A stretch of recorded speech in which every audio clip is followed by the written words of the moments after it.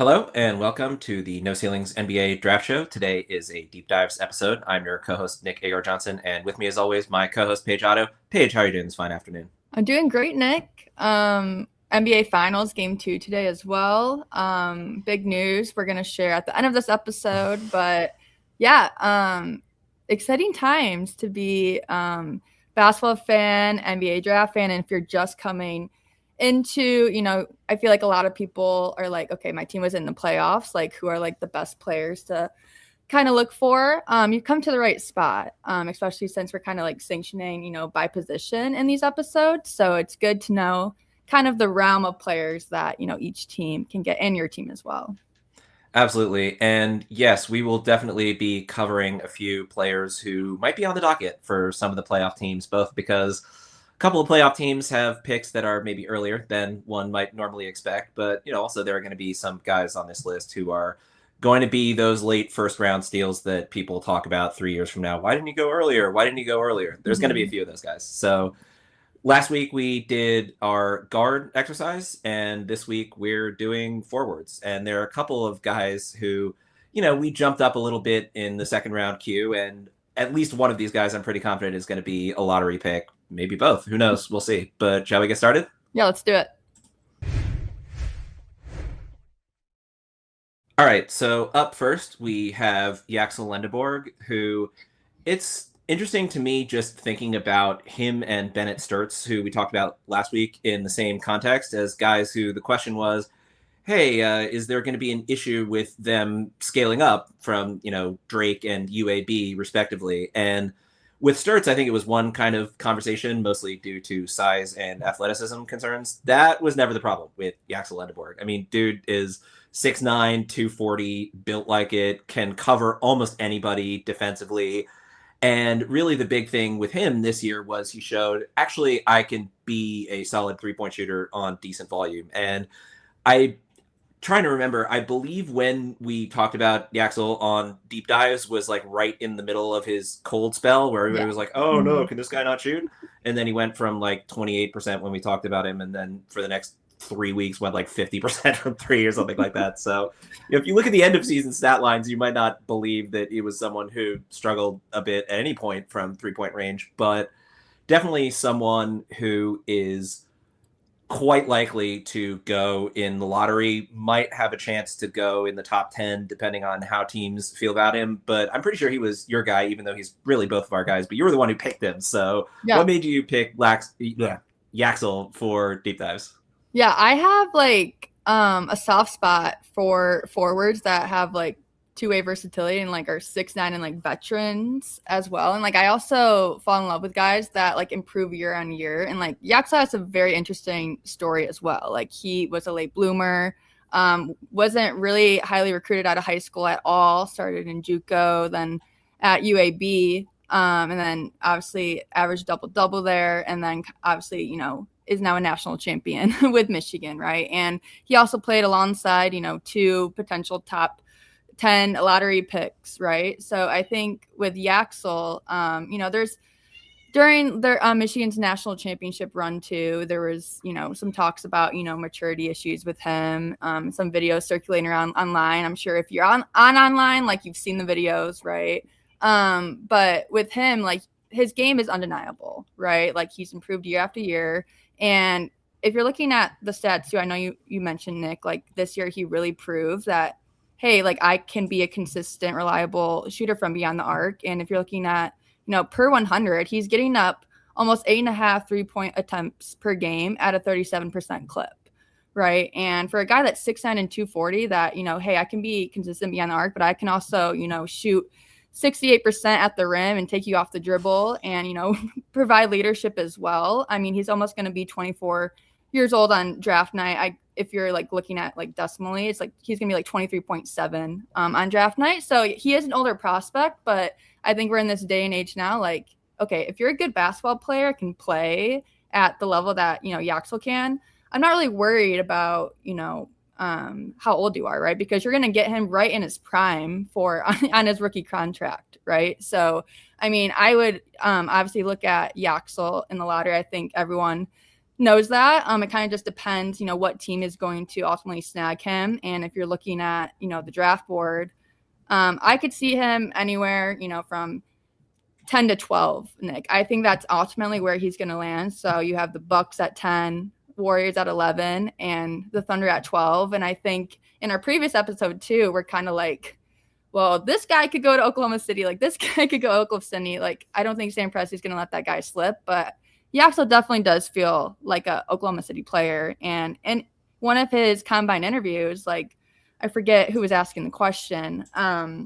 It might have been Enjoy Basketball, Kenny over there. But basically, like, do you have like a landing spot in mind? And he kind of said, I hope OKC. So I don't know. Maybe it's written in the stars for them that over there. But as we mentioned in our previous episode, they're so deep, Nick. But we also saw like how much they struggled when they don't have, another ball handler out there with SGA, right? And AJ Mitchell has started to ascend as well. But they also need some, bigger guys to help on the perimeter and wing that bring that size and versatility to their game. And Yaxel would be a perfect fit. But I don't know. I'm not sure if he'll be there at 12. It's funny you mentioned 10 to 12 as the range because yesterday Steven and Nathan did our Oklahoma City lottery preview, and today Rucker and I did the Golden State lottery preview, and Yaxel came up both times. Yep. And I haven't edited the Milwaukee Bucks one for Monday yet, but I'm willing to bet that he'll be on that list too, right? There's definitely, and one of the things that I talked about was something that you brought up and hit the nail on the head with, which is the Warriors are a team that given the Steve Kerr return, it certainly seems like they're trying to do a one last ride thing, given the rumors around LeBron potentially going there, which we'll see how much smoke there is to that particular fire or, other way around, whatever. But the idea being, if you're the Warriors, it might honestly be a bit of a positive to get someone who's going to be 23 when they play their first NBA game because, you get their rookie contract. And then if they're good enough that you want to keep them around, you basically, when he signs his restricted free agency contract, you basically have him inked for his entire prime, right? And, that's something that certainly could be, for all the clamoring about age as a factor, I don't want to dismiss it entirely, but especially for a team like that, where it's like, we want someone who's going to be ready right away and potentially be a part of our franchise until they hit the decline phase of their career. It might, be a benefit to them to get someone like Yax who's proven it at every step along the way that he's ascended. We've seen the development just, as you mentioned, going from multiple years at a JUCO to absolutely destroying everybody in front of him at UAB to being a huge part of Michigan's title team. And for me with Yax, I think the thing that stands out to me the most is normally if you're getting someone who, and again, the volume wasn't there from three-point range before this year, but you get someone who's as good as he is in the paint, as good as he is from three-point range, and the kind of defensive, switchable, turnover-generating kind of menace that he is on that end. He is such a sensational passer, and that's really what drives it home for me with him. There's really very little that he can't do at least like a B+ level. And I would argue that most of his skills are, a better level than that. But especially if you're thinking about a team like the Warriors that has built so much in terms of, motion offense, but also, just incredible IQ on the defensive end, right? It's very easy for me to imagine Yaxel just sliding right in and basically being like, hey, coach, what do you need me to do, right? Because there's very little that you could ask Yaxel Lendeborg to do on a basketball court that he's not capable of doing. Yeah, I mean, you hit the nail on the head. I mean, and, him on the wing with Jimmy Butler playing alongside him too. It's kind of like, yeah, I mean, teams are going to struggle with that. And I think before, Jimmy's obviously not the best three-point shooter, right? He's kind of a mid-range assassin. But, I mean, he is kind of like Yaxel kind of has that mentality that Jimmy does of like, hey, I'm just going to run around like crazy and like be involved in every possession no matter what, kind of like Josh Hart mentality, right? I mean, we saw him in game one. He had only he had 3 points but 15 rebounds, like 4 assists, like 3 steals. I mean, that's a type of, even when Yaxel wasn't shooting well, when he went in that slump, when we talked about him, you could still see that he was, creating extra possessions. He still had motor. He was still, being a leader for his team and his playmaking chops. I mean, him and Mara, I mean, with like the home run passes and transition, like that's what, Yaxel's going to be there. And like for the Warriors too, like he can also provide like a lot of offensive juice as well because, obviously I think Kristaps is going to stay with the Warriors too, but Quentin Post had a pretty good showing this year when he did get in as well. But just having that added size on the wing and perimeter, I think to back up, Steph Curry, Gary Payton, Moses Moody too, and obviously Pods. I think, in Pods too, like he kind of was, under the radar, and then he kind of was one of the draft darlings, right, out of Santa Clara. So I think, that's kind of the direction I would think the Warriors would kind of lead into is that, hey, Yaxel kind of brings everything we're looking for, right? And he still has a lot of upside to his game as well. Yeah, you mentioned that Josh Hart stat line, and it's funny because, the immediate reaction for me was, the famous Draymond Green misses a 5x5 because he doesn't score enough points stat line, right? Like and Yax is a lot more of, I would argue that he's more scoring tilted than Draymond, which is not saying all that much, but also it's the kind of thing where, something we've talked about quite a bit is what do you do when your shot's not falling, right? And when we talked about Yaxel, his shot was not falling. And so he was drilling in a lot more on the defensive end. He was, much more willing to move off the ball in ways that were helpful in that regard, right? It's like, what is there that you're going to ask? Again, it's one of those things where even on nights where he doesn't have it offensively, he's still such a valuable player. And saying doesn't have it offensively almost always refers to scoring, right? And that's where I go back to the passing with him is, okay, even if he's not putting the ball in the basket himself, he's generating wide open looks for his teammate, right? He's, dicing through those interior passes, the 2-man game with Mara. Now just imagine that with a passing savant like Draymond Green with, Jimmy Butler on the wing with, depending on, where he's at this point in his career, Al Horford certainly has the stretch element. You can pair him with pretty much anybody on that team. And I'm only talking about the Warriors just because I only just finished writing about them with Rucker. But yeah, I mean, you put him at any spot in that 10 to 12 range. Certainly, bring him to Milwaukee, have him connect a lot of the pieces there, right? You have someone like Ryan Rollins, who's such an exceptional defender at the point of attack. You have those two guys being passing threats and sort of the defensive hubs. There's a lot to like with all those teams in sort of the back half of the lottery, but definitely I would be surprised if both Oklahoma City picks at 12 and Yaxel's on the board and he's not the pick, right? Like I think there's quite a solid chance that OKC is moving at least one of their first round picks. If they don't and they stick at 12 and Yax is on the board, I would be very surprised if he's not the selection there. Yeah, I mean, I don't think a team can really go wrong with like it's kind of like a run to the podium kind of pick. I feel like there's a lot of guys in this class that we feel like that, but I mean, there's a lot of well-rounded players with Yax as well, So yeah, I think when we talked about him as well, I think me and you both had him, top 20 then. And I was like, I don't think I'm going to move him out of my top 20 for the whole entire year because the value he brings, Joe Pass shoot 6'9", 250, like he brings that strength and size, and he's improved as, a 3-level scorer as well. So I think the Warriors, like this would be a home run pick for them. So let's move on to player number 2 here.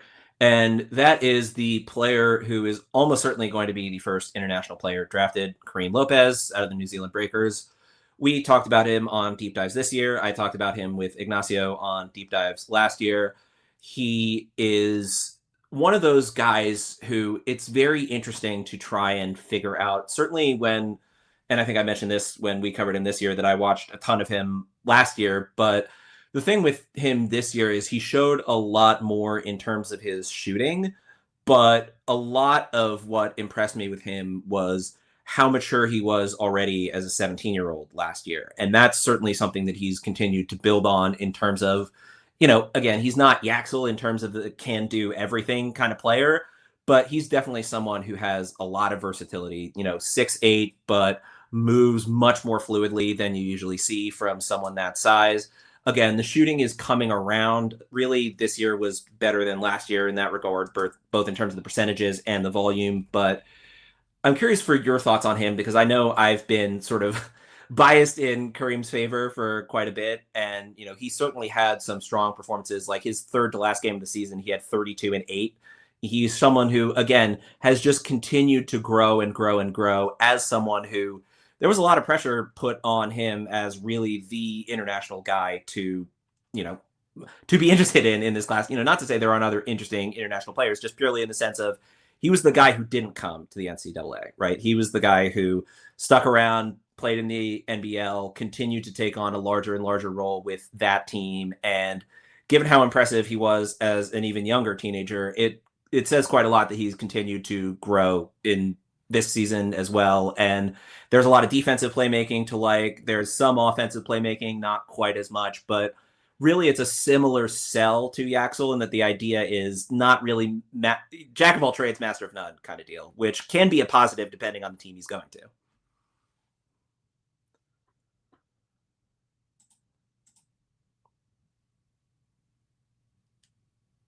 Nick, he's a jack of all trades, master of none, and with his height, he's 6'9", right? Can dribble, pass, shoot, and his shot is very kind of funky still. Like he kind of like catapults it, right? But it's improved over the years. Like, I mean, if it works, like why change it? But he does need some tweaks to his game there. But I look at him and I'm like, okay, like he could probably fit in like a 3-and-D top type of mold, but he doesn't. Like I would not categorize him like that at all. But I will say, like, I'm pretty bullish on production overseas, especially with younger guys. And he would also be the first Mexico-born prospect to be drafted in the first round too, which is awesome.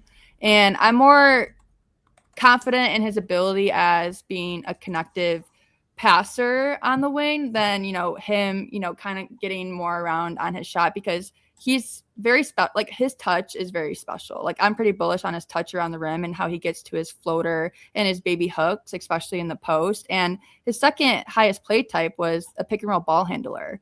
And I think for how young he is and him playing overseas and producing the way he is, he averaged 11.9 points, 6.1 rebounds, 1 point steal, and 1 block too. He also generated 68 stocks on the year too. And I think in transition too, he brings a lot of value that way because he runs the floor well. He's very mobile. And for a guy, he's 19 and also, 6'8", 6'9", how he handles the ball too. Like he has the ball in his string. He gets low to the ground. He's able to digest what the defense is giving him and, connect with his teammates. And, his shot is coming around. It's not as consistent yet, but just looking at those numbers a little bit more too, he's only 27% on dribble twos, but he still got to the rim at, a 64% clip. So it's working. Like he's processing it. Like the game is still coming to him, but he's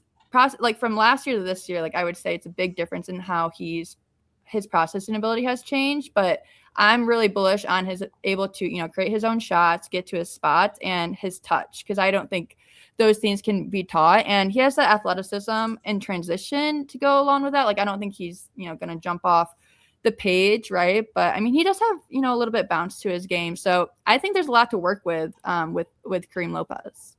For sure. I want to go back to the handle because I think that's a big part of it in terms of if you're thinking about his ceiling, a lot of it is going to be just him being more and more comfortable driving to the rim. And certainly, a lot of plays this year, but I think it was more impressive to me last year just because he was even skinnier.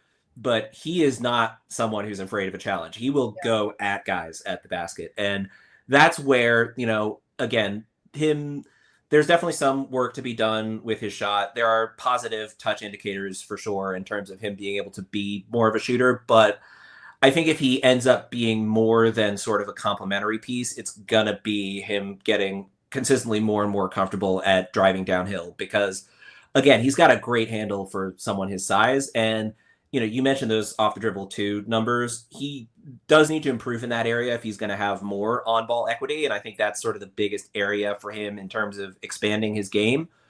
But I still can't get over his handle just in terms of, you don't see 6'9", 6'10" guys who can dribble like that very often, who, don't look like, I think constantly of Thon McCurr and sort of the deer in headlights kind of dribbling style, Alexei Pokusevsky as well, just and granted, both those guys were taller than Kareem, but there are a lot of guys that size who just can't figure out how to dribble without, bouncing off knee, foot, some other part of their body that the ball should not be bouncing off. And with Lopez, again, just for him to be that smooth and control with his handle at his size and his age is really impressive. And, again, I think the idea of him as a prospect at this point is, hey, great complimentary guy, can check a lot of boxes for you. As long as he can continue to refine his shot, he can fill in a lot of gaps for you. But if he ends up, sort of continuing to expand his game, I think that's going to be the way to do it, is being more consistently able to attack off the dribble, having more counters off the dribble in particular to sort of give him that increased comfort level with having the ball in his hands and attacking. And he's a really, really good connective passer. He's not sort of a home run passer in any stretch. And that's one of those things where, a lot of passing playmaking stuff can be developed and worked on, but there's sort of a passing flair that for the most part you either have or you don't. And I don't think he quite has that, but really all he needs is the sort of connective passing that he already has. And if he expands his game with the ball in his hands, again, just him continuing to make good reads, not make mistakes, hit the right guy, that's really all he needs. And so the fact that I'm not as sold on him becoming a home run passer is not as big of a deal as it would be if he was, say, 6'3" and had the same kind of skill set.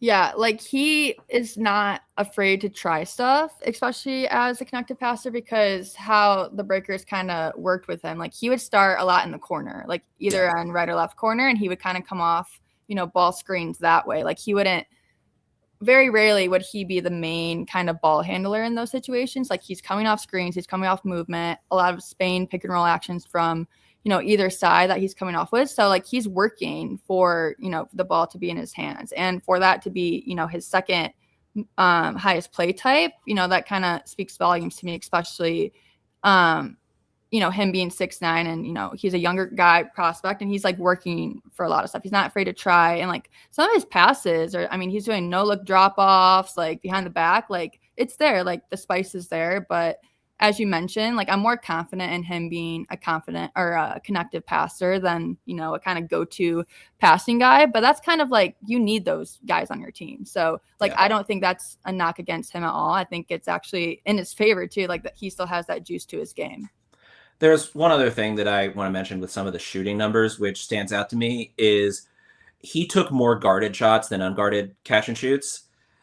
I don't think that's going to be the case at the NBA level. And he was in the 77th percentile when he wasn't guarded and the 18th percentile when he was guarded. Now, I would like to see him, get better shots off when he is being face guarded like that, but that's not going to be what happens the majority of the time at the NBA level. And so, again, it's something that I talked to death with Deron Holmes before he was drafted, of get good at the kinds of shots you're going to take, right? Like it's less important if you're not a primary ball handler to be good off the dribble, right? And so for Holmes, it was like, okay, get comfortable with above the break threes, whether it be as a transition trailer or be as a pick and pop guy.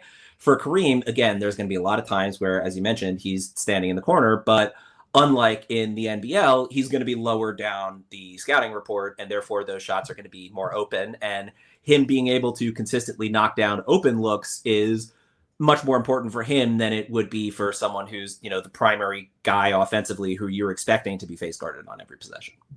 Yeah, and like he wasn't cutting as much as I kind of expected. Like when I went back in Synergy and kind of looked like, hey, like for like how decently athletic he had 32 dunks on the year as well, most of them being in the half court. Like he has bounce to his game, like, and he reads the game pretty well. So I'm like, how is this guy not moving more off the ball? Because he is in the corner most of the time. Like only 10% of the time was he cutting, but he ranked in the 80th percentile when he did so. And like I'm like, show me more of that, Kareem, because like if the shot's not falling, like at least we can kind of knock on his, cutting ability, his slashing ability. But I think at the next level, we'll probably see him, get more as into like a slashing cutting role, because he's okay in transition. But I think that's where he could really, make the most out of his minutes on the floor at the NBA level, because he does have, the vision and he does have a pretty good handle. So I could definitely see him developing as a cutter in the NBA. And the good news on that front is that not this year, but last year, he cut more often and was in the 92nd percentile. Yeah. So, again, it's like, it's one of those things where it's really helpful for his long-term game to have gotten all the pick and roll reps that he got this year as he transitions to a role where he can sort of focus more. That's one of the things that happens when you jump up levels to the NBA, right? Is okay, unless you're the primary guy, all of your secondary skills are going to matter a lot more. And Kareem Lopez doesn't have the sort of headline blaring, right? He's not Toby Lawal athletically, right? He's not Janai Mobley as a shooter, but the fact that he's so good at all of these secondary things makes it a lot easier to find an NBA context that works for him. And, again, he's going to have more unguarded looks as a catch and shoot guy. He's going to have more cutting opportunities. There's going to be less defensive attention on him. And so, it's one of the, going back to the classic Bob Myers quote, right? It's like, okay, the thing that you do best is going to be taken away from you. The thing that you're second best at is probably also going to be taken away from you. The number one standout skill isn't as strong for Kareem Lopez as it might be for some other guys. But in terms of teams that might be interested, right? If we're talking in that 10 to 14 range of the lottery, a team like Golden State could be very interested. A team like Miami could be very interested. Certainly Oklahoma City, in terms of his dribble, pass, shoot skill set, they could be a team that's very in on him as well. There's a lot to like in terms of, what he can do when his best option is taken away from him in a way that maybe doesn't wow you as much with the upside, but in terms of, being a third, fourth guy offensively and fitting into a scheme defensively, he's got a lot of tools that can be really helpful for that kind of thing. Yeah, it's kind of insane that OKC has the 12th and 17th pick. Right? Like, it's kind of like, someone like take it away from them, please, like trade up. And I don't know. I mean, I think we're gonna see a lot of like absurdness like during draft night, because there's no way like they keep those picks. I don't know. I don't think other teams can let that happen, but we'll see. They're probably gonna get away with it. Yeah, that's the thing, is they literally can't sign everybody. Like, they only have one open roster spot. Like, they have 2 first-round picks and they can't sign both of them. Like, they have to make some kind of trade. And like they have so many young pieces, and like it's kind of like I don't know what to do. Yeah, so they're kind of in a bind, but I mean, I trust Sam Presti to make the most out of it. So I think it's fine. For sure. That, and also there really isn't much of a better bind to be in than, oh no, what do we do with all of these young, talented players? Whatever shall we do? Like, my life could be so much worse, and they're like, the more the merrier. That spot. There you do. Yeah, there you go. Wow, that was I don't even know what that was. Shall we move? Okay. Yeah, there we go. Shall we move on to the next player? Yeah, let's do it. So this one is very interesting for me because after we covered him on Deep Dives, I was pretty confident in him as a first round guy. And then it seemed like everybody else surged way ahead of me in terms of where they had valued Dalen Swain. So Paige, I want to throw to you both because he was your guy and also because he's very confusing to me. What are your thoughts on sort of where the Dalen Swain experience has ended up at this point in the draft cycle? Yeah, I think when we talked about him, we were talking like late first round, kind of mid first round, that I can remember. And then I think since like the early entrant deadline, I think it's definitely paved way for Dalen Swain to move up as high as he is now, in everyone's minds. Like, I think that's kind of like same with, I'm trying to think like basically everyone else in this class as well, because I think when I look at my second round, it's a lot more seniors and kind of more international guys that kind of like rose up in the second round. But if you look at Dalen Swain, like this year at Texas, he really showed case like, hey, like I can be a playmaker. Like so the first 2 years at Xavier, he averaged 1.2 assists and 2.6. And then this year at Texas, 3.6 assists, 2.7 turnovers. But he also, he's more than just a hyper freak athlete, right? Like he showed like I have real shot creation and I can actually, pick you apart, on the perimeter and the mid-range, especially at the rim. He finished 65% at the rim too. And I think he's difficult for me because when I'm kind of visualizing him in an NBA setting, I'm kind of like, okay, where do I place you in terms of, I don't know if I'm as high as maybe consensus of like, hey, like Dalen Swain's a top 20 lock. I'm kind of still like, okay, I think he's a first rounder for me, but I think team fit is very important for Dalen Swain. You know, he's 6'7", 215 pounds. Like, he has that size and length to him. And if you're looking at, you know, him from, you know, an athlete's point too, he also is elite at, you know, self-created rim pressure. Like, he will make you work for it. Like, if you're going to challenge him at the rim, like, good luck, honestly. I mean, he's 6'8", 6'10", super strong frame, right? He has broad shoulders, you know, can jump with the best of them too. And I think that's his elite skill, right? And if you add that playmaking chops of like, hey, like, I can be more than a connected passer, you're kind of like, okay, he's getting into the way of like, he has almost two elite skills now, right? Where I think at Xavier is kind of like, I think he's just, you know, an athlete, right? Like, he's a two-way athlete that can provide some offensive juice on that end, but I really like lean in, you know, defensively with him, kind of like, you know, how Cohen Carr has started to develop. Like, I think they kind of have similarities in that way, but I mean, Dalen Swain has obviously grown a lot more than Cohen Carr, but yeah. He's almost the opposite of Kareem Lopez to me, Yeah. in that what he does well, he's exceptional at, but the fit has to be perfect, right? And that's, you know, again, that's, you know, different strokes for different folks, right? That's the team that wants Dalen Swain is going to want him a lot higher than the average team, where, you know, we're going to bring up OKC constantly just because, hey, they've got 2 first-round picks, and, you know, they're also one of the teams that can cover for almost any weakness. So, you know, you put him on OKC, great. He's surrounded by, you know, a whole bunch of shooters, a whole bunch of guys who can move the ball really well, give him those angles to attack the basket, give him those openings to make the kind of plays that he's gotten much better at as a passer. But the flip side of that as well is there are a lot of teams that might not have Swain as like a first rounder on their board, just not out of anything other than, hey, we can't make it work with this guy, right? Like, you know, to that point, I would be very concerned if, you know, and he's not going to go 7, right? But, Yeah. you know, for a team like the Kings, who were dead last in shooting, right, that's just going to be another clogged situation where it's just like, he's not going to get those driving lanes because it's like, okay, we can stay at home on him, and we can stay at home on DeMar, and we can stay at home on Russell Westbrook. Yeah. And, you know, there's no opening for him to do what he does best. So, you know, again, in the right situation, there are a lot of teams that could definitely be really happy to have someone like Swain around. You know, if they can have him be sort of the one out in a one in rather in a 4 out 1 in kind of system. And there's also the fact that, you know, he has started to take threes at the very least, right? And, you know, it's one of those things where, yeah, 34%, if you purely look at the percentage, it's going to be like, oh, okay, so he's further along as a shooter than, say, Kareem, who we just talked about, right? But he took fewer than 100 threes, right? He took 93 on the season in 36 games, which is not nothing, right? I mean, you know, one of the first players we talked about on here was Alex Condon, who took like 1.5 threes per game and looked a bit different when he shot 34% versus when he shot like 16%, right? And Swain's not that degree of non-shooter, and certainly the fact that he shot 82% of the free throw line is a really encouraging element in terms of his touch.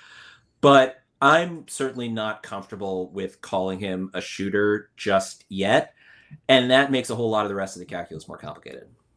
Yeah, because if you're, you know, looking at the numbers, right, like it's kind of just a good average shooter, right? Like, he's not gonna blow you out of the waters with, you know, his volume, right? But if you look at his jumpers, he ranked in the 72nd percentile in jump shots, catch and shoot, 35%, guarded at 32% with only 28 attempts, and unguarded 40% at 15, right? Like, and then if you look at his at the rim numbers, 63%, which ranked in the 72nd percentile. But I think he's come a long way with like his shot creation and, you know, ability to actually win those ISO matchups. And I think for his size, like, we kind of forget this guy's 6'8" and he can dribble the way he does. Like, he has real wiggle to his game, he has real shiftiness, and that's, you know, a pliable attribute to have. And I think as, you know, the game develops and we see a lot more of, you know, Dalen Swain's coming out of high school, right? Like, these guys like have, you know, I think Katie was kind of the first, you know, guy to kind of showcase, like, even though I'm kind of considered like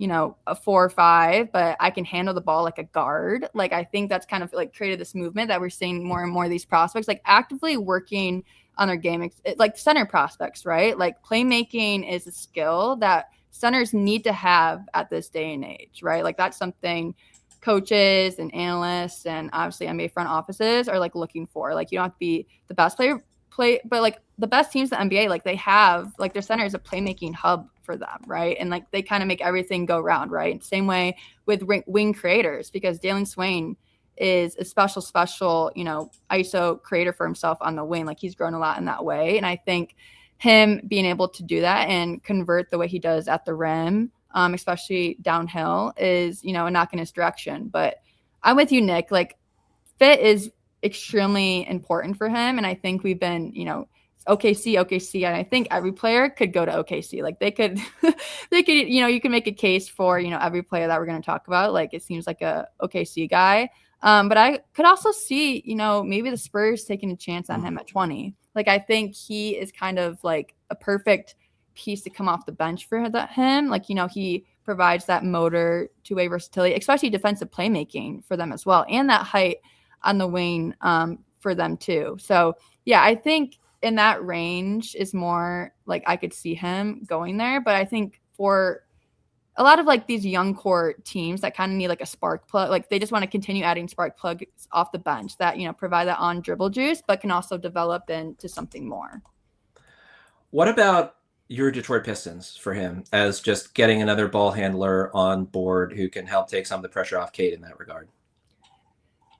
Yeah, I mean, I could see it, right? Like, if they had, him, and then you have Asari Thompson on the wing, it's like 6'8" menaces, and then Swain is, breaking down defenders on the wing. But I think he could be, a great piece off the bench. I'm more leaning towards like ball handler, secondary ball handler for us, or kind of like a hyper athlete that is a shooter, right? So more like Isaiah Evans or Cameron Carr. Like, I would rather lean that way. And then, or if we don't go that way, like Bennett Sturts, right, that we talked about. So, but I definitely would not be like mad or anything if we went the Swain route, because I do believe he has a ton of upside as well.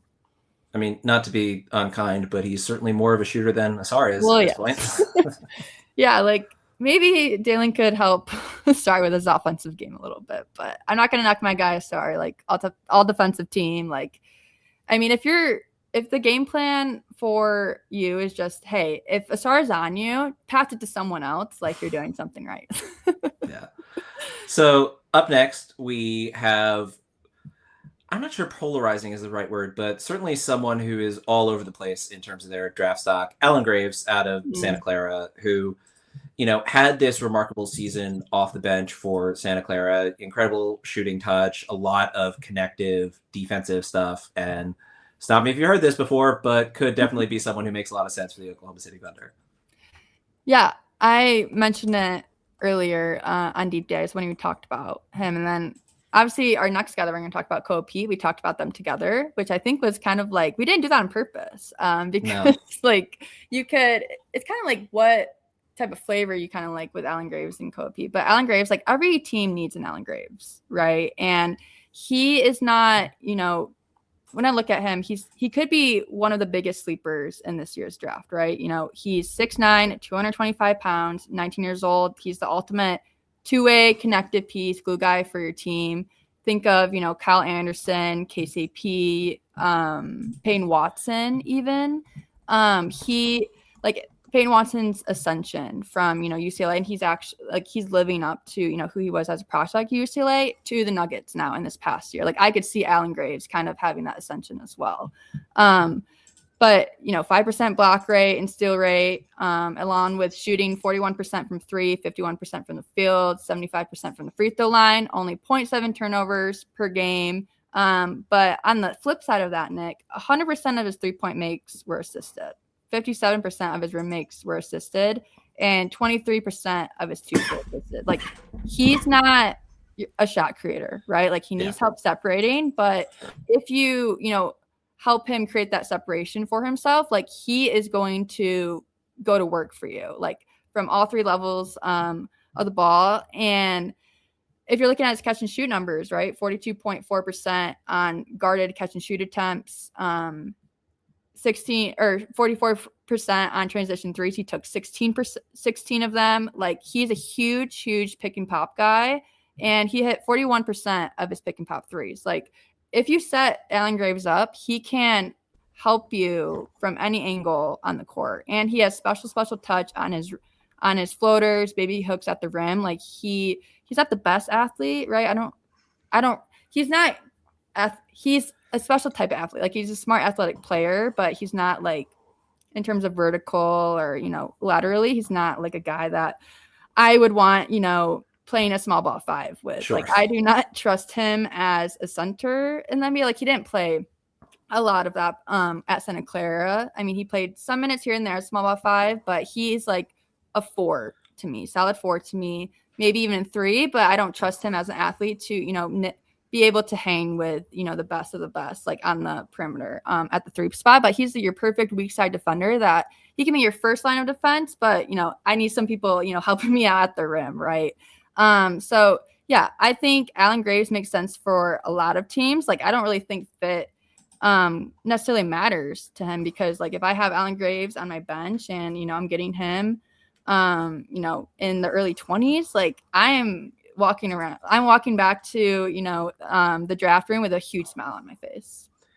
You mentioned every team needing an Allen Graves, and I think that's almost, in some odd ways, sort of inverse of the Dalen Swain thing, in the sense of he's not someone who needs the ball in his hands to be effective. In fact, he's at his most effective when he does not have the ball in his hands, right? Yeah. When he's having those looks created for him, he's going to knock him down, right? And yeah, he took 2 off the dribble jumpers all season and he missed both of them, right? That's not what you want him doing in terms of his game. But there's also the flip side of that, which is he is exceptionally aware of his own game, what he does well, what, he shouldn't be trying to do. In terms of the athleticism stuff, yeah, he doesn't have the craziest vertical. He's not, super quick side to side. He's a lot sturdier than I think the 220 on paper would indicate, and that's an element of this that's important as well, especially for someone who's playing a front court spot, right? Whether it be the 3 or the 4.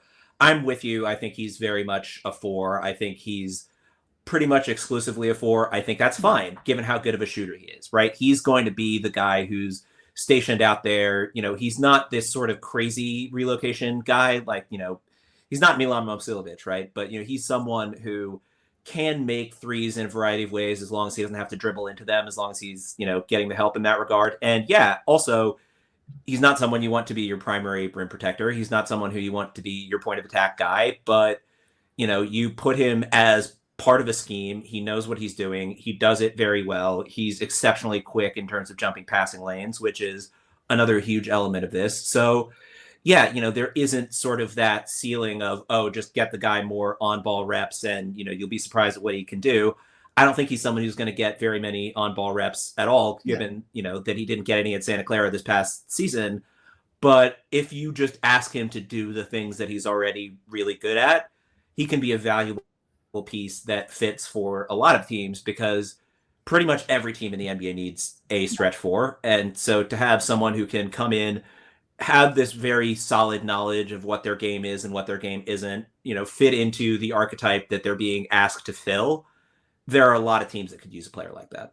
Yeah, Allen Graves is a master of his own game, I think, because he has kind of like the slow, methodical release, but like you can't guard him out there. Like, he just like understands the game super well. Like, he has high basketball IQ. Like, he just picks you apart in ways that you would even think of. Like, you could know the scouting report like the back of your hand, but he finds different ways to, attack you. Even if it's in the post up, right? He's pretty slow, like, in terms of, attacking people in the post up. Like, he plays face up, bully ball, kind of that old style type of play, but he can't, because his footwork is elite.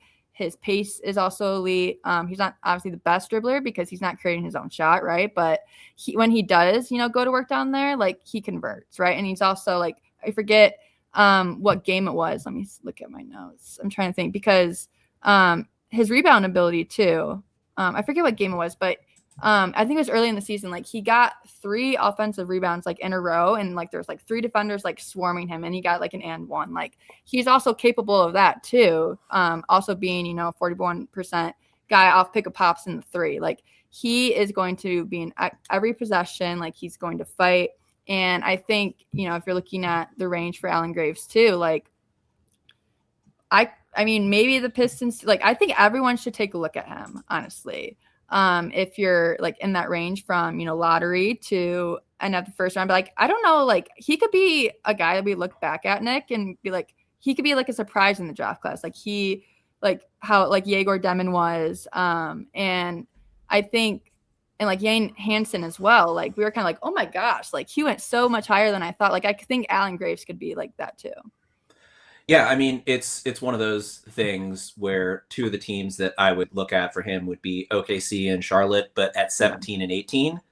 OKC in particular is also a team that just, if they know who their guy is, they're going to take their guy, right? And so Yeah. if they, you know, hear rumblings that Chicago with their second pick is interested, right? It's like, okay, I guess he's a lottery guy now. And, you know, that would be certainly higher than I would expect, but it wouldn't be as surprising as some other players jumping just because, again, if you need to check the boxes that Alan Graves checks, then he could be a very solid pickup for whatever team it is. And there are a lot of teams that could use a stretch four who shoots 41% from 3-point range.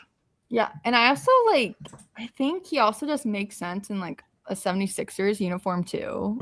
Like I could just see him in Philadelphia. Like I think it just makes sense when I'm like visualizing, you know, him playing with Joel Embiid. I think him and VJ Edgecombe would be an awesome young core to work off of, and obviously Tyrese Maxey. But yeah, I think I think it will be one of like he's one of my players that I'm so interested to see where he goes come draft night, because I think he's gonna be a home run pick for any team there. Someone who I'm very interested to see where they go on draft night is Peat, who started his season off with a 30-point game against the reigning champs, finished his season with a 16-11 game against the eventual champion Michigan Wolverines, and was all over the place, basically every game in between. And yeah, I'm very confused on what to do with Koa. If you just look at the shooting line and see 35% from 3-point range, make sure you look at the fact that he only took 20 the entire season, right? That's not a number with anything behind it. The fact that he shot 62% at the free throw line is very concerning, especially given, again, just the lack of even attempting, much less making, 35%, but 7 of 20 is not. There are guys who go 7 of 20 in games, right? Like that's not any sort of indication of shooting to me in the way that the free throw numbers are. He also shot 67% at the rim and got there pretty much constantly, right? His athleticism is undeniable, and he's a really good, I wouldn't say fantastic, but really good playmaker in terms of creating for others. And, he had a very positive assist to turnover ratio. He's also just an absolute menace on the offensive glass. But, it's similar to Swain without quite the same level of defensive playmaking, right? In terms of the right team could really use him and get a ton of great stuff out of him. In the wrong situation where the floor is cramped and, he has to sort of drive into 2 or 3 guys to be able to make anything out of anything, I'm very concerned about that turn of events. And, if you look at the jump shooting numbers sort of in more depth, almost all of his jump shots were basically self-created mid-range looks that he hit at a 33% clip, right? That's not, there's been, for more than a decade now, the conversation of the death of the mid-range game. But the truth of that is if you're good at taking those shots and you're the star of the team, you'll get to take those looks.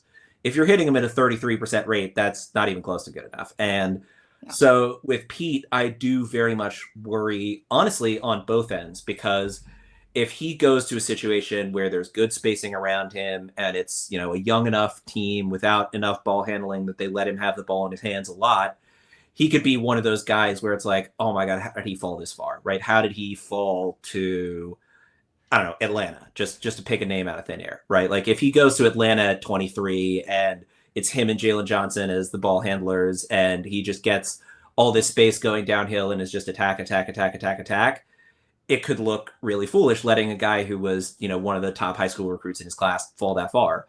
The flip side is if he goes to a team that doesn't have good spacing and he's just trapped and walled up, it's going to be like, how did teams not look at the fact that he was such a poor free throw shooter, that he had no volume from 3-point range? There was no reason to believe in the jump shot, right? It's like he's very much up there with the most boom or bust players in this draft. And that's concerning in both directions, right? It's like normally front office executives lose their jobs for taking a bust, but there's also constantly, and, I see this quite a bit as a Kings fan of, we took this guy at 5 and then, 2 picks later was this guy and 4 picks later was this guy, right? It's like, if things go right for Koa Peat, he could very much be that reverse situation of like, why didn't we take this guy? It was so obvious we needed a downhill threat. He's one of the best downhill threats there is. Flip side being, again, like he can't shoot well enough and he doesn't leverage his athleticism well enough on the defensive end to be the kind of playmaker that Swain is, that Graves is, that Lopez is, that Yaxel obviously is, right? And so I would be very concerned both on passing him up and in taking him for the wrong team. Yeah, I mean, just, diving into his shooting numbers a little bit more, Nick. Per 100, only 1.2 attempts per 100 possessions at a 35% clip, and also 100% of his 3-point attempts were assisted. And even, he's one of the most enticing downhill drivers in this class. We know he's physically gifted. He's overwhelming physical force, right? And he's a proven winner. I mean, this guy won 4 Arizona State championships in high school, multiple gold medals with USA, and he brought Arizona to the Final Four. So that's also something I'm considering too. Like wherever he's gone, he's won, right? Or put in his team to, be in, a possibly championship scenario, right? So that's something that, not a lot of players can say, especially, with him, only being a freshman, but at the rim too, per 100, 12.1 rim attempts per 100 on nearly 70%. 73% of his rim makes are also assisted. Like he's not, really helping in any sense because, we know he is looking to get in the mid-range, right? He can bully people down. He can attack when he needs to. Like he has good footwork. He is, you mentioned, he's not really relying on his athleticism as much. Like he's just like so much bigger and stronger with him. Like it doesn't really matter if his footwork is, perfect, right? He's able to bully people over and he's not really like trying to, right? Like that's not going to happen in the NBA. And especially if, doesn't matter if he's at the rim, like he's not getting a lot of his own looks and self-creation ability. Like he is going to be more of a connective piece at the NBA, but if he's not able to, self-create as more as I think he should with, him being, his size and frame that he is. And also like we saw the videos, like post combine as well, like during pro days, like his mechanics have definitely changed, right? So it's bad to see, but I mean that's something like we can't control, right? We're just like seeing what we're given, right? And that's also very concerning, looking back at the numbers he put up at 3-point range too. So I think he's just figuring out himself too, which is kind of like, I don't know really what to do with you now, because it seems like he's trying to change a lot of things, but he's changing things that don't necessarily like need to be changed, which is kind of very questionable for me. But if you're looking at, and I think too, since he is represented by Clutch Sports, like I was thinking, like I don't think he would have stayed in the draft if he wasn't, say like, hey, I'm going to go in the first round, right? So, and if like we look back a few years, Chris Livingston, right? Like he was 30th overall pick, and Justin Edwards as well. So I think I think it just depends. Like I could see maybe the Lakers taking a shot on him at 25, but I also like a lot of different players compared to Koa Peat for the Lakers. So and I could also see, the Celtics as well, maybe the Timberwolves, but I think lower first hand round is kind of where I'm like projecting him to go. Yeah, the Celtics are definitely a team that I would consider for him. Lakers are interesting, but I think they're definitely going to be leaning more shooting rather than, Koa's package. But it's one of those things where, there are a lot of players who dominate lower levels just because they're so much more athletic than everybody else. And then there are guys who, no matter how many levels they go up, they're still one of the best athletes, right? And I think that's closer to Peat than, I feel bad always using this example, but Cliff Alexander is the one that always comes to mind for me, of just destroyed everybody in front of him at the high school level and then got to Kansas and it's like, wait, I can't just run and dunk over everybody. Well, right. Like Peat, he still put up 14, 6, and 3 essentially. Right. Like, and in that 14, 6, and 3, he had a few of those really strong, really dominant games. Obviously his first game of the season was his most impressive, right? That's saying something as well. It's not like, even when he gets to the NBA level, I think he's still going to be on average a better athlete than the guy in front of him. There just needs to be more there, especially as you mentioned, given how many of his looks are created for him rather than him generating them himself. And the biggest cause for optimism with him for me is the passing stuff, in terms of like, he's not someone who either he's bullying his way to the rim or there's nothing there, right? Like he's going to hit those kick out passes, and that's going to be a huge part of it. But there just needs to be a lot more in between. I mean, you can be a good defender without good defensive playmaking numbers. That's not how I felt about watching Peat on defense. It was a lot of, honestly, there was a lot of Krivas cleaning up his mistakes, and, a lot of Karchenkov, sliding over in help as well, right? And so if he doesn't get to a point where either he overhauls his shot again, which, yeah, you mentioned those workout videos were not pretty, right? Either he overhauls his shot again, or he needs to lock in a lot more on the defensive end. But it's one of those things where, again, I can't quite get him all the way out of my mind, because he very much is someone who has the tools necessary to be someone who, teams look back on and say, why didn't I take that guy? Yeah, and like that's like with players like Peat, it's kind of like, okay, if I'm wrong, then like more power to you, right? Because like we're just, calling a spade, I think, with Peat, because like you mentioned defensively, like Krivas is a special defender, like especially like rebounding. Like we talked about basically the whole Arizona team. Like they like defensively, and like our guy Ivan Karchenkov too, like they were there, and Peat's blind spots, it kind of seemed like he kind of was like, okay, like I have, Krivas and Karchenkov to like help me out. Okay, like I can kind of just, focus on other things, but it's kind of like, okay, but what if like you did it? Like, yeah.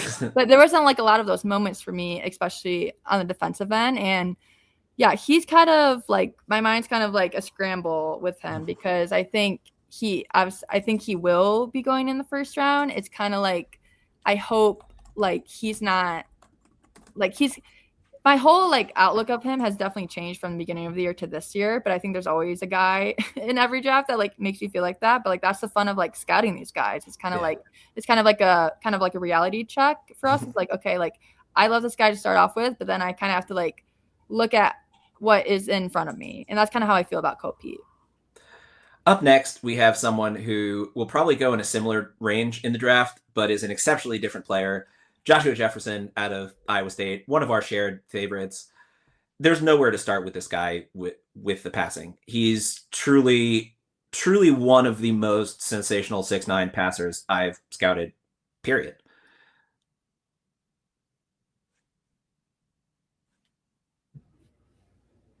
Am I muted again? You were. Okay, I'm good. I'm good now. Sorry, I was just trying to throw it your way and realize that was not the best transition I've ever done. It's okay. Paige, what do you think about Joshua Jefferson? Yeah, like Joshua Jefferson is just a damn good basketball player. I mean, for one, I think I'll start with Team Fit. Like, I could see the Pistons going for him as well too. Like, because he is just like, he just fits in every possible scheme in the NBA. Like, he's come a long way as a 3-point threat as well. And I just think of him as, in hitting kick out passes to Cade Cunningham on the 3-point line, and then, transition threats, and also like being a pick and roll ball handler and throwing lobs to Duren. Like, he can hit every single look. And then another one that you don't think of. Like, he's that type of player, and he also plays a lot bigger than he is, right? And he has good frame, good foundation. And I think a lot of teams are going to be vying for him. Like, I think him and Allen Graves are kind of like the two players that are like every team can use them, and like in that range. Like, if you're going to get either one of those guys, it's kind of like, okay, like I can, work with his shooting, I can work with his rim finishing, I can work with his passing. There's a lot of different skills that they bring that kind of make you feel, okay, there's a lot to work with here. Like, this is a great foundation to work with, and I think. I don't think like every time we do these episodes next, I'm like, damn, like this draft is a lot deeper and deeper. Mm-hmm. Like it just keeps going. And I think I could also see what other teams. Like right now, like I could see him obviously going to the Mavs as well at 30.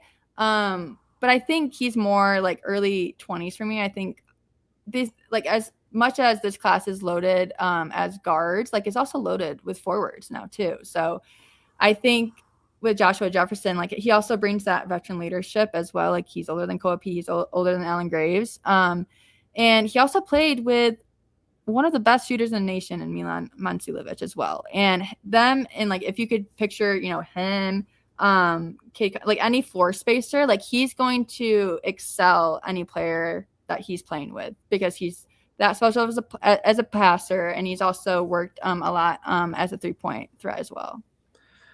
I can't get over the Denver fit with him. Just pair him with one of the best passers we've ever seen and just let the magic happen. That's deadly. And, it's also, I mean, the passing, again, is the real highlight with his game, but he's also just such a great connective defensive piece, can clean up a lot of mistakes. I mean, him and Aaron Gordon as your forwards, Nikola Jokic in the post, Jamal Murray out there is just whether, it's one of those things where, yeah, there are a lot of teams that make sense for him. Pairing him with a superlative passer like Jokic is just absolute nutso.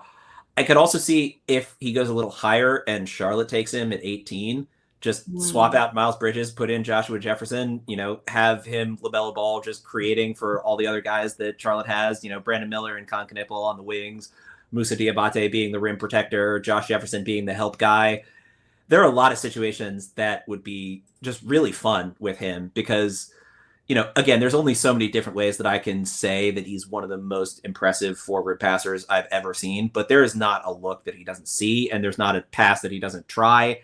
And even with all of that, he's still very good at, he got almost 2-to-1 assist to turnover ratio. With the amount of times that the ball went through his hands as a playmaker, it's staggering. And yeah, what he can do in terms of generating looks for others, I think really the only question for me is, he showed a lot as a shooter this year and got to the point where, he's not a non-shooter, I think is the best way I can put that. I do, again, he's 70% from the free throw line, right? Which is, a decline from the previous year, but 46th percentile overall in jump shots.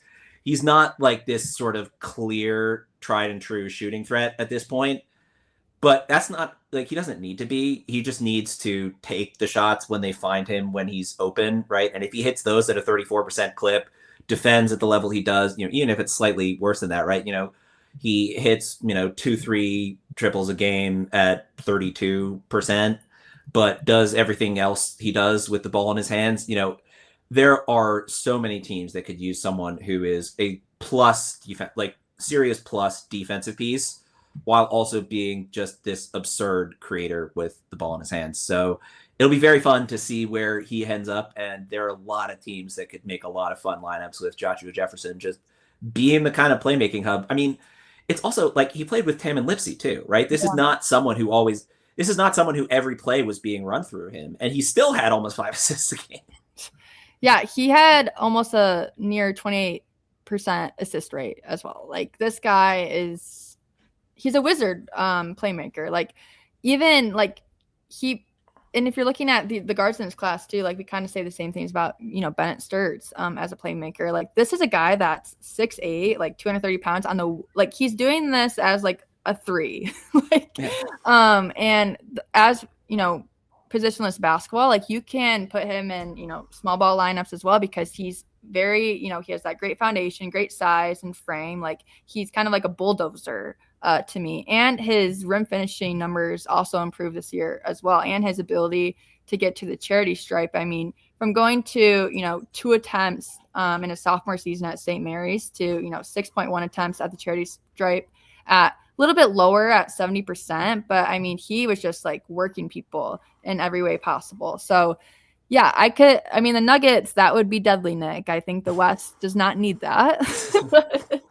I mean, yeah, like him and Jokic, oof, I mean, yeah, it would be ugly. It would get ugly. But yeah, I think the Nuggets, I think that would probably be like the prime destination spot for him. And yeah, I think with him and Alan Graves, like I mentioned earlier, like those are the two guys that I'm really, really excited to see where they land, because every team needs them. So yeah, it'll be interesting come draft night where he goes. All right, shall we move on to our final two players and wrap this up? Yeah, let's do it. All right, so our final two guys, both seniors, both with very long careers in college basketball, about as different as two players could possibly get other than that. So let's start with Dylan Mitchell, who had a bit of a revival year at St. John's after a very up and down, disappointing year in his junior season at Cincinnati. But he is just one of those guys who doesn't matter how high of a level he scales up to, he's going to be one of the best athletes on the floor wherever he goes. I mean, he's 6'8", 210, like absolutely absurd vertical, great lateral mover, not as sort of outlier in that regard, but still sensational in that area. He's always had a bit of playmaking juice, but he really took that to another level this year at St. John's in a way that really expands the rest of his profile, which is fantastic, given that he shot literally below 50% from the free throw line in his college career. Right, he 48.8% from the line in his college career. He shot 7% from 3-point range in his past season at St. John's, aka 1 for 15. Right, there's nothing beyond 3 feet with him, but I mean, he's again just a ridiculous athlete and someone who, was Big East all third team despite averaging 8 points a game, right? That's how much he can do outside of the scoring. And it's also one of those things where, again, especially considering him scaling up to the NBA level, he's not someone who's going to be asked to do a whole lot of his own scoring, right? It's you position him in the dunker spot, he'll throw down ridiculous lobs like 3 times a game. And other than that, you have him out there for his rebounding and his defense. And he's a really solid rebounder and an excellent defender. And given how much he's grown as a passer, I'm less concerned about him just being trapped with the ball in his hands. But if you're looking for more from Dylan Mitchell than that, you're probably going to be disappointed. Yeah, like him, like in his role, like I think at the highest point, like he could be like an Asar, right? That's just like a freak defensively, like athlete, like making like Asar was out there in the playoffs, like making volleyball blocks with like 2 hands. Like he is absurd, like 0.1% athletically. And Dylan Mitchell, like we know he's that, right? Like especially in college, but I struggle like with him in terms of like if you're looking at athletes like in college, like him and Cohen Carr, right? But he has grown a lot more as a playmaker. Like if you're looking at his numbers, he had 111 assists this year compared to 61 the year before, 49 the year prior. And he also had 73 stocks. Like, as you mentioned, like he is going to be kind of like your juggernaut off the bench. It's like, okay, Dylan, like we need you to just put the clamps on, whoever in the playoffs, but he is going to do that. Like he is a guy that's going to come in and do the job that he's, designed to do. And he's going to go after it because he has a great motor and he's also an off-ball asset as well. Like he's not gonna, touch the ball beyond the arc, right? Like I don't think he has like the worst shooting mechanics I've ever seen, but like he doesn't really have a lot of shot or feel indicators that I feel like strongly about that he could get to that point. Like I think he's basically gonna start off of like, hey, like Dylan, like we need you to, do X, Y, and Z for us, create extra possessions, and then he's gonna come out. Like I could see him getting like 8 to 10 minutes per night in the NBA off the bench, but like those are a really, really good 8 to 10 minutes on the defensive end. But it's kind of like, okay, how do I turn this in my skill set into, my second contract, third contract, right? Like that's where I really struggle with him. Like, is he just going to be a guy that kind of floats around as, in the G League, then gets, up to, the NBA? Like I don't know. Like it could go kind of either ends for him. Like I'm kind of like in the middle of like what to do with him in terms of like his long-term outcome or, just looking at him like how he is right now. This is going to sound hypocritical given some of the things I've said earlier, but I could see the Kings being interested in him for one very specific reason, which is they don't have forward defenders other than Keegan Murray. They don't have anybody that size who plays any level of defense at all. They also haven't had a lob threat really since Nemish Keita left town. And so, it's one of those situations where if the floor spacing is going to be terrible anyway, he's someone who is enough of an absurd athlete that maybe he can just power through guys and have that work. But it would purely be a defensive selection of like, hey, can we get one other guy on the roster who's between 6'7" and 6'9" who plays any defense whatsoever? Honestly, I think that's not a good fit for him, just given the shooting concerns. I think teams that have more floor spacing around him where he can just live in the dunker spot offensively and expend like 85 to 90% of his energy on the defensive end of the floor, that's going to be the way to go. And so, a few teams that we've talked about already, like San Antonio has 2 picks in the 40s. If one of those picks is Dylan Mitchell, I think that could be an interesting pickup for them. Have someone who's somewhere in between the Keldon Johnsons and Luke Cornett's off the bench of, size, verticality, athleticism. Don't need him to shoot as long as you put the right guys out there around him. Obviously, OKC in a very similar vein, right? They have the spacing to make that work. It's one of those things where if the right team gets him in sort of that mid-second round portion and they say, hey, you're going to be our 9th man, then I think there genuinely is a decade-long 9th man career in the cards for Dylan Mitchell. And quite honestly, I'm much more comfortable with that now than I would have been after either of his past 2 seasons, because essentially for me, it was like, okay, his sophomore year at Texas, he played a bit more, his free throw numbers went up, and that was a nice surprise.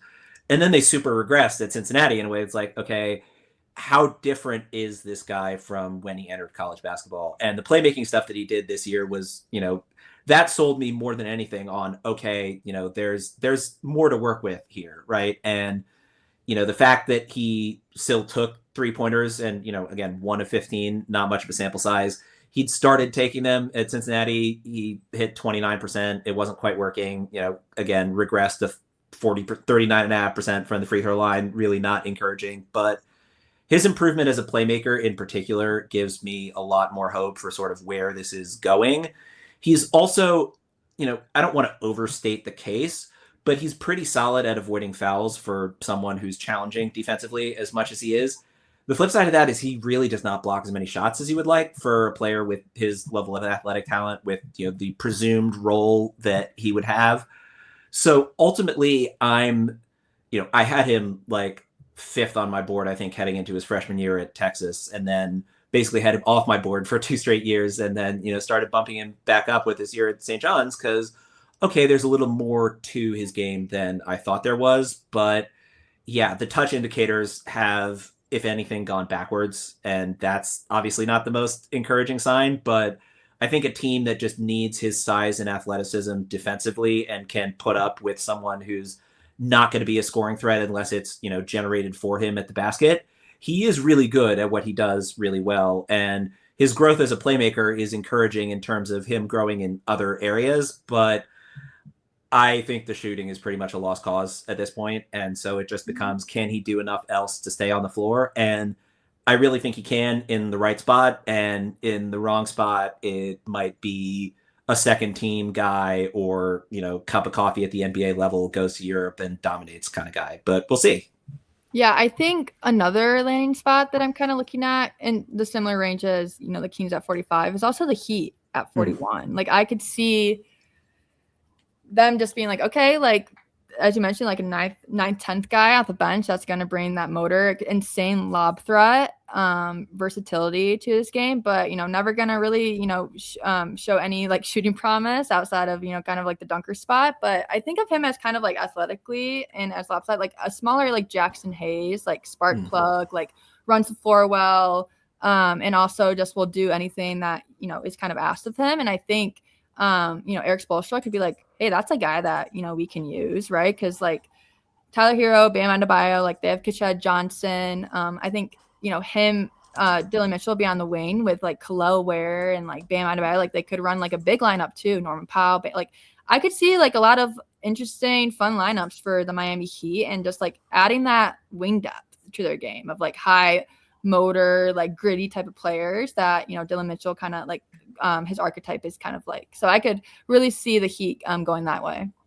And finally, to close it out, the Funhouse Mirror version of Dylan Mitchell. They're both in the 6'8", 220 range, and that's about it. So Alex Karaban out of UConn, who, very long, storied college career, elite shooting threat. I guess the one thing they do have in common is passing from the forward spot.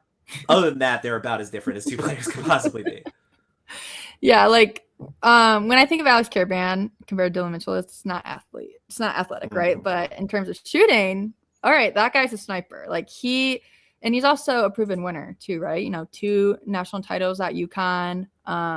Just shot the lights, cover off the ball. And he's also, not the best defender, but he's definitely grown a lot in that space, because I think we need to give him more credit as how far he's come. Like he's grown a lot, laterally, and how he gets through rotations. Like sometimes he is not gonna, keep up with the rest because he's just not there yet, but he tries. Like the motor is there. Like he definitely shows effort. And I think for Alex Karaban's archetype, like that's kind of like all you kind of need for like the role he's gonna be in the NBA. Like everyone knows, he shot the cover off the ball. This year, 37% on 5.2 attempts, and at the line 85% at 2.2 attempts. And he played all 40 games for the Huskies. So I think with him, everyone needs more shooting, and it's in size and feel. And you're like, okay, this guy knows what it takes to win too. Like he could be, one of the draft darlings of this class too. Like I know Nick, like you've always been high on Alex Karaban. So I would like to hear kind of your like top 2 fits for Karaban. Well, one of them is the team that we've sent him to. I think both of the second round mock drafts we've done, the Sacramento Kings, which, as much as I tried to sort of backdoor my way into, hey, maybe Dylan Mitchell could make sense because they need that second defender, Alex Karaban is a picture perfect fit, right? You bring him in, he's someone who, again, has grown a lot as a defender to the point where he's solid off ball. Like he's not someone who I want teams going at in terms of one-on-one kind of situations, but off ball, he can be a very helpful defensive piece, and the Kings just so desperately need shooting. That's sort of the obvious fit from that perspective. If he does work his way into the first round, I could maybe see, I mean, it's cheap, but, Denver is a team that could make pretty much anything work. And also, we mentioned earlier, the Lakers need shooting threats, and he could definitely be that shooting threat for them if they decide, hey, we just want someone who's going to be good sooner rather than later, right? Someone who's developed, who's an older player, who's a proven winner, who has that kind of shooting capability, who is a good connective passer to the point where, obviously the Lakers wouldn't run sets with him having the ball in his hands to start with all that much, but he's someone who can, either move off the ball quickly or put a shot up if that's what is needed. If he ends up going in the first round, I think that's a spot that makes a lot of sense for him. But I very much see him as one of the first guys off the board in the second round, where it's like, okay, it's day 2 of the draft. Who do we think is a clear NBA player at this point? And I think a lot of teams will look at Alex Karaban and say, you know what? This guy might not be the greatest athlete in the world, but he's, proven winner, playmaker, elite shooter. Yeah, bring him on board. He'll play 12 years in the NBA at like 12 minutes a game. Yeah, like I could also see a spot earlier than 34 the Nets at 33 too. Because I mean, it's not like rocket science, right? Like he was one of the best shooters in the draft. He brings size and feel. He helps win basketball games. He's a good basketball player. Same with Joshua Jefferson. Like, you don't really have to like look into like the analytics. Like the analytics obviously help what you see on film, but it truly is like, this is a guy that just like gets it and is going to have, a successful career. Like, I think this is a guy that we also like look back on, like we've said that a million times, but it's kind of like, why were we like overthinking him? Like, how is this guy not like a point blank, like first rounder? But of the two teams we mentioned, the Nets and the Kings, like it's like awesome. Like we got this guy in the second round. Like you guys, like what were you doing? Yeah. And unsurprisingly, those are two of the first four teams in the second round, right? Yep. And he could also definitely be someone who the Knicks, currently in the NBA Finals, right, decide, wouldn't it be nice if we had one more guy who could really put pressure on a defense as a shooter? Great, let's take Karaban. He certainly had plenty of games in Madison Square Garden already at this point in his career. Yeah, nothing needed him. So, it'll be interesting for sure. All right, so before we wrap this up, I'm not 100% sure of the timing, but certainly right around as we are wrapping up this episode, the No Ceilings NBA Draft Guide for 2026 will be live and ready for all of you to purchase. And just to get on my soapbox for a minute, it's one of the times where I'm really grateful to be the editor, and I just get to, be a part of this project that is really the culmination of everything the whole team has worked on all year. Thinking about some of these guys, for months, some of these guys, the older players in the draft, I first wrote about Alex Karaban years ago at this point. And it's just really, cool to, get to play a part in getting that mammoth document, edited and primed. And of course, massive lion's share of the credit has to go to Tyler Rucker, who drives himself insane with this every year, and every year just gets more and more incredible as he just puts absolutely absurd amounts of hours into this project. But it's a team-wide effort, and it's just the best way for any of you who wish to support us. It's always much appreciated for people who check out the draft guide, and for people who are supporting us as No Ceilings Plus people, there will be special shout out to all of you as well. But it's truly a mammoth exercise. It's hard to overstate how much time and care and love goes into this from everybody at No Ceilings. And it's one of those moments where I might sleep tonight for the first time in a while, because that's finally out the door. But it's so much fun to get to be a part of it. And I know that everybody out there who gets a chance to check it out will love it as well. Yeah, I mean, it's a special thing we do, and we do it year after year. Like, I'm kind of like, how did we do it even better than the year before? Because I mean, I'm not going to spoil the theme for this year's draft guide, but Rucker hit it out of the water. It's insane. And everyone at No Ceilings puts so much time and effort, plus working a full-time job too. This is around the clock type of thing that everyone does here, and for it to be as great and successful as it is, it's kind of just it's awesome for us to see year after year, and how much we've grown too, especially on socials, personals, especially the Substack too. Anything that you guys do means the world to us. So I don't think we can end on a better note than that, but just in case, anything else before we wrap this up? No, all good. All right, she is Paige Otto. You can find her on social media at @PaigeOtto_. You can find me on social media at NBA Johnson. You can find both of our written work on NoCeilingsNBA.com as well. As this episode releases, the draft guide will be out, so definitely, if you have not checked that out already, please be sure to check it out. Again, just an absolute mountain of love and effort went into that, and it's bigger and better than ever. So hopefully all of you will check that out. If you've been enjoying the show, please be sure to leave a rating and a review in whatever podcast player you might be using. If you're checking us out via the podcast, or if you're checking us out on YouTube, be sure to like the video and subscribe to the channel. And if you have any feedback regarding the deep dive specific portion of the podcast, feel free to reach out to either of us via the aforementioned social media channels, or you can shoot me an email, nickaj.nba@gmail.com. And as always, thanks so much for listening.